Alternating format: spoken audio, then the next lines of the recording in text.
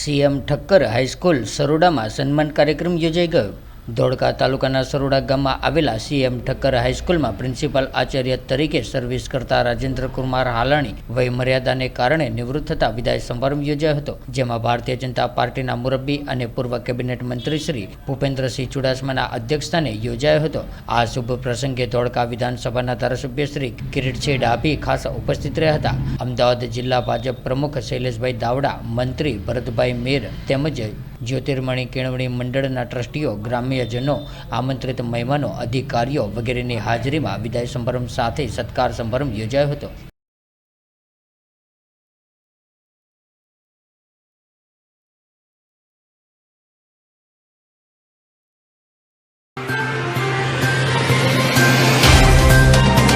तो WhatsApp, Twitter, Facebook, Insta जहाँ भी आपका अकाउंट है, इसे शेयर बटन के द्वारा वहाँ पर शेयर करें।